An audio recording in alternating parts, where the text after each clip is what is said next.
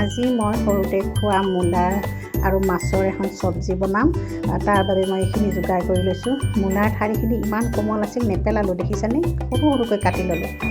ঘৰত কেইটামান তিতা কেৰেলাও আছিল, তাকো কাটি ল'লোঁ। এতিয়া আদা নহৰুখিনি থেতালি লৈ কেৰাহীখন পাতি দি তেল দি কাটি ৰখা পিঁয়াজটো দি দিলোঁ। এটা আলু ধুনীয়াকৈ সৰু সৰুকৈ কাটি দি দিলোঁ। এতিয়া এইখিনি লৰাই তাত মূলাখিনি দি দিলোঁ। মূলাখিনি দি ভালদৰে লৰাই ইয়াত জোখমতে নিমখ দি দিম। নিমখখিনি দি উঠি হালধিও এচামুচ দি দিলোঁ।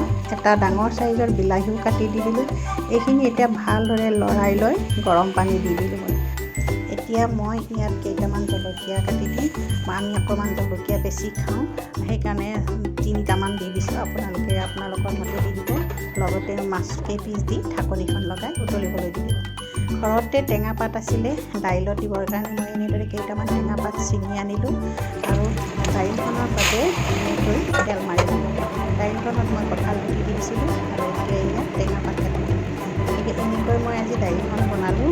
এতিয়া যে মই ৰাখিছিলোঁ মূলাৰ কেঁচা ঠাৰিবোৰ ধুনীয়া একদম মচমচীয়া, সেইখিনি ধুনীয়াকৈ শুকান কৰি ভাজিলোঁ। এইখিনি নমাই থৈ এইটো কেৰাহীতে মই তিতা কেৰেলাখিনি ভাজি ল'লোঁ। তিতা কেৰেলাখিনিও মই ভাজি এনেদৰে কাটিলোঁ, বেছি মিহিকৈ কটা নাই। এতিয়া মাছৰ আঞ্জাখনত দিবৰ বাবে জিৰা গুটি কেইটামান মই পটাতে পিচি ল'লোঁ। গতিকে পটাত পিচা জিৰা গুটিটো বহুত ধুনীয়া হয়, গোন্ধটো ধুনীয়া আহে। এতিয়া ইয়াত তেতালি ৰখা আদা নহৰুখিনি দি জিৰা গুটিখিনিও দি দিলোঁ।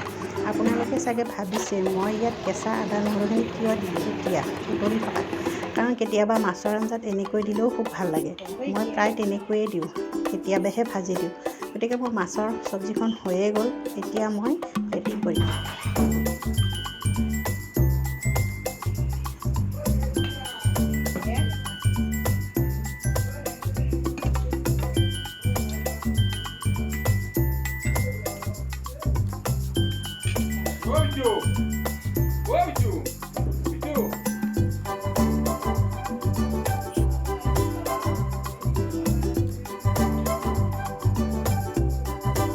Va, hola.